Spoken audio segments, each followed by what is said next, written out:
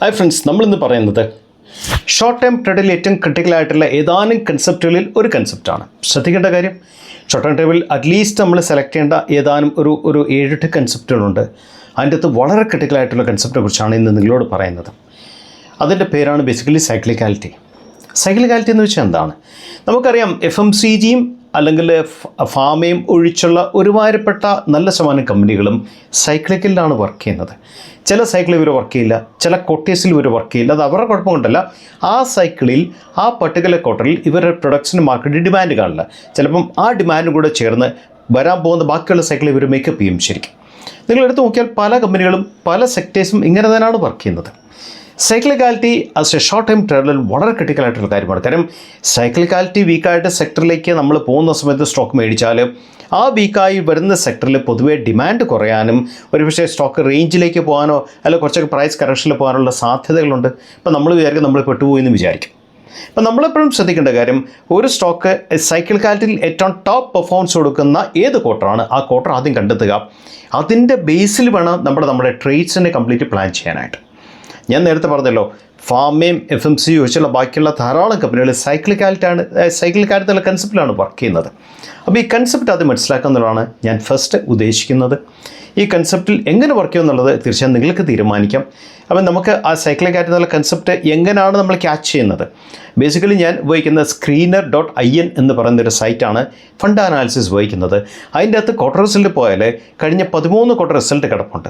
ആ റിസൾട്ട് കൂടെ ഒന്ന് കണ്ണോടിച്ചാൽ ഏതെല്ലാം ക്വാർട്ടറിൽ അല്ലെങ്കിൽ ഏത് ക്വാർട്ടറിലാണ് ആ പർട്ടിക്കുലർ സ്റ്റോക്ക് വീക്ക് ആകുന്നത്, അല്ലെങ്കിൽ ഏത് പർട്ടിക്കുലർ ക്വാർട്ടറിലാണ് ആ പർട്ടിക്കുലർ സ്റ്റോക്ക് സ്ട്രോങ് ആകുന്നത് കാണാൻ സാധിക്കും. അത് കണ്ടിന്യൂസ് ആയിട്ട് റിപ്പീറ്റ് ചെയ്യണം, മനസ്സിലാക്കണം. ആ പർട്ടിക്കുലർ ക്വാർട്ടറിൽ ഒരുപക്ഷെ സ്റ്റോക്കിൻ്റെ പെർഫോമൻസ് ഏറ്റവും ബെസ്റ്റ് ആകാം, അല്ലെ ഓപ്പോസിറ്റായിട്ട് സ്റ്റോക്കിൻ്റെ പെർഫോമൻസ് ഏറ്റവും മോശമാക്കാം. അപ്പോൾ ബെസ്റ്റായാലും മോശമായാലും അതനുസരിച്ച് താങ്കളുടെ ട്രേഡ്സിനെ പ്ലാൻ ചെയ്യാനായിട്ട് താങ്കൾ പഠിക്കുക എന്നുള്ളതാണ് ഷോർട്ട് ടൈം ട്രേഡറെ ഏറ്റവും വലിയൊരു കാര്യം. അപ്പോൾ ഞാൻ നേരത്തെ പറഞ്ഞല്ലോ, ഒരു 7-8 ക്രിട്ടിക്കൽ ഫാക്ടേഴ്സിൽ ഏറ്റവും ക്രിട്ടിക്കലായിട്ടുള്ള ഒരു ഫാക്ടർ തന്നെയാണ് സൈക്ലിക്കാലിറ്റി എന്ന് പറയുന്നത്. അത് നമ്മൾ ഒരു കാരണവശാലും കോംപ്രമൈസ് ചെയ്യാൻ പാടില്ല.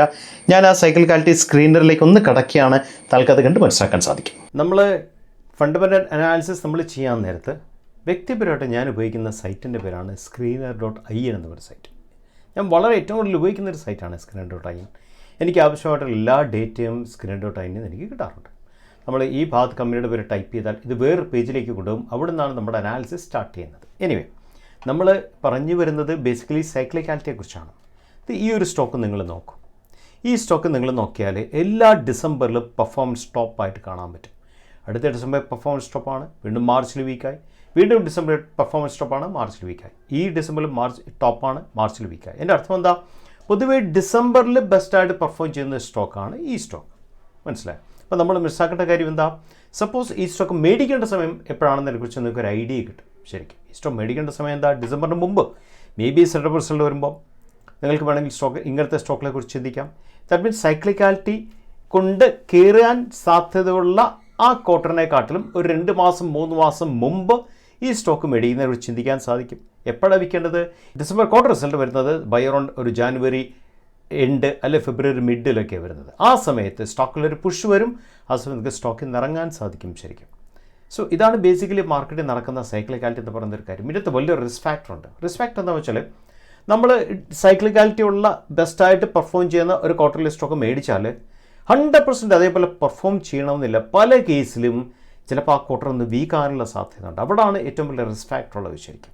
ആ റിസ്ക് ഫാക്ടർ കൂടെ അറിഞ്ഞിട്ട് വേണം നിങ്ങൾ നിങ്ങൾ എപ്പോഴും പ്ലാൻ ചെയ്യാനായിട്ട്. വേറെ സ്റ്റോക്കും കൂടെ കാണിച്ചു തരാം. എല്ലാ ജൂണിലും ഓപ്പറേറ്റീവ് പ്രോഫിറ്റ് വീക്കാണ്, അടുത്ത ജൂണിൽ വീക്കാണ്, അടുത്ത ജൂണിൽ വീക്കാണ്, വീണ്ടും സെപ്റ്റംബർ ടോപ്പായി, മാർച്ച് ഏറ്റവും ടോപ്പായി, ഈ ജൂൺ കഴിഞ്ഞിട്ട് സെപ്റ്റംബർ ടോപ്പായി, മാർച്ചിൽ ഏറ്റവും ടോപ്പായി, ഈ ജൂൺ കഴിഞ്ഞിട്ട് സെപ്റ്റംബർ ടോപ്പായി, മാർച്ചിൽ ഏറ്റവും ടോപ്പായി. ശ്രദ്ധിക്കേണ്ട കാര്യം, ഇത് നമ്മൾ ജൂൺ മാത്രം കമ്പയർ ചെയ്താൽ ജൂൺ 2022 -2 ആയിരുന്നു, ജൂൺ 2021 0 ആയി, ജൂൺ 2024 പ്ലസ് ആയി തുടങ്ങി. അതിനർത്ഥം ഈവൻ വീക്കായിട്ടുള്ള ക്വാർട്ടർ പോലും കമ്പനി പതുക്കെ ബെറ്ററായി തുടങ്ങിയെന്നാണ് കാണിക്കുന്നത്. അപ്പോൾ ഇതനുസരിച്ച് നിങ്ങൾക്ക് ഈ സ്റ്റോക്ക് മേടിക്കുന്നതും വിൽക്കുന്നതുമായിട്ടുള്ള ഒരു ഐഡിയ നിങ്ങൾ ഈ ജസ്റ്റ് 13 ക്വാർട്ടർ റിസൾട്ട് നോക്കിയാൽ നിങ്ങൾക്ക് ഒരു ഐഡിയ കിട്ടും. ഈ ഐഡിയയുടെ ബേസ് വേണം നിങ്ങൾ ഷോർട്ട് ടൈം ട്രേഡ് ആണെങ്കിൽ നിങ്ങളുടെ സ്റ്റോക്കിനെ സെലക്ട് ചെയ്യാനായിട്ട്. പക്ഷേ റിസ്ക് ഫാക്ടർ എന്താണെന്ന് വെച്ചാൽ, ഞാൻ നേരത്തെ പറഞ്ഞല്ലോ, നമ്മൾ ഏറ്റവും പെർഫോം ചെയ്യുമെന്ന് വിചാരിക്കുന്ന ക്വാർട്ടറിൽ റിസൾട്ട് ഒന്ന് മോശമായി കഴിഞ്ഞാൽ അത് തീർച്ചയായും സ്റ്റോക്കിൻ്റെ പെർഫോമൻസിനെ ഓവറോൾ പെർഫോമൻസിനെ ബാധിക്കാനുള്ള സാധ്യതയുണ്ടെന്നുള്ള ഒരു റിസ്ക് ഫാക്ടറും കൂടി ഇതിൻ്റെ അടങ്ങിയിട്ടുണ്ടെന്നുള്ള കാര്യം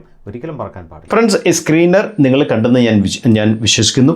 നിങ്ങൾക്ക് മനസ്സിലാകാൻ സാധിച്ചു 2 സ്റ്റോക്കാണ് ഞാൻ കാണിച്ചത്. ഒന്ന്, ഒരു സൈക്കിളിൽ ടോപ്പായി നിൽക്കുന്ന സ്റ്റോക്ക്. 2, ഒരു സൈക്കിളിൽ വീക്കായി നിൽക്കുന്ന സ്റ്റോക്ക്.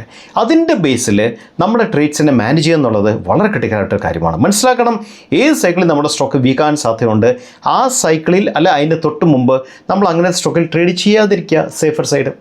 ഏത് സൈക്കിളിൽ നമ്മുടെ സ്റ്റോക്ക് സ്ട്രോങ് ആകാൻ സാധ്യതയുണ്ട്, അതിൻ്റെ ഒരു 2-3 മാസം മുമ്പ് തന്നെ ധാരാളം ആൾക്കാർ അങ്ങനത്തെ സ്റ്റോക്കിൽ ഇൻവെസ്റ്റ്മെൻറ്റ് നടത്തുന്നുണ്ടോ എന്ന് ആദ്യം നോക്കുക. നമുക്കെങ്ങനെ മനസ്സിലാക്കാൻ സാധിക്കുന്നത്, വോളിയത്തിൽ വരുന്ന ഗ്രോത്ത്, പ്രൈസിൽ വരുന്ന ഗ്രോത്ത്, സ്റ്റോക്ക് കണ്ടിന്യൂസ് ആയിട്ട് ബ്രേക്ക്ഔട്ട്സ് ചെയ്ത് മുകളിലേക്ക് പോകുന്നുണ്ടോ എന്ന് മനസ്സിലാക്കുക. ഇങ്ങനെയൊക്കെ മനസ്സിലാക്കിയാൽ താങ്കൾക്ക് മനസ്സിലാക്കാൻ പറ്റും. ഒരു കൺവിക്ഷൻ പോയിൻ്റാണ് ഒരു പരിധി വരെ. ശരിക്കും ശ്രദ്ധിക്കേണ്ട ഒരു കാര്യം, നമുക്ക് ബ്ലൈൻഡായിട്ട് ഒരു ട്രേഡ്സിനെയും അപ്രോച്ച് ചെയ്യാൻ സാധിക്കത്തില്ല. ഒരു സ്റ്റോക്ക് ഒരു പർട്ടിക്കുലർ സൈക്കിളിൽ പെർഫോം ചെയ്യുന്ന വെച്ച് അടുത്ത കൊല്ലം ഇതന്നെ പെർഫോം ചെയ്യണം എന്ന് പറയുന്നതിൽ കാര്യമൊന്നുമില്ല. പല കേസിലും ചിലപ്പോൾ പെർഫോം ചെയ്യാതെ വരാം. അതും മാർക്കറ്റിൽ നടക്കുന്ന കാര്യമാണ്. അതിൻ്റെ റിസ്ക് ഫാക്ടർ എപ്പോഴും മാർക്കറ്റിലുണ്ട്. അതുപോലെ തന്നെ ചില പർട്ടിക്കുലർ സൈക്കിൾസിൽ വീക്കായതുകൊണ്ട് അടുത്ത കൊല്ലം ഇതേ സൈക്കിൾ വീക്കാണെന്നും അങ്ങനെ നിയമമൊന്നുമില്ല. ചിലപ്പോൾ ആ സൈക്കിളിനെ ആൾക്കാരെ അത്ഭുതപ്പെടുത്തിക്കൊണ്ട് ആ സൈക്കിൾ നല്ല പെർഫോമൻസ് കാഴ്ചവെച്ചെന്ന് വരാം. ഇതെപ്പോഴും മാർക്കറ്റിൻ്റെ എക്സിസ്റ്റിംഗ് ആയിട്ട് റിസ്ക് ഫാക്ടേഴ്സാണ്. ഈ ഫാക്ടേഴ്സ് നമ്മൾ തീർച്ചയായും മാനിച്ചുകൊണ്ട് വേണം ഇങ്ങനത്തെ കാര്യങ്ങൾ മനസ്സിലാക്കാനായിട്ട്. മറ്റൊരു ചെറിയ വീഡിയോ ആയിട്ട് വീണ്ടും കണ്ടുമുട്ടാം. Signing off. Thank you so much.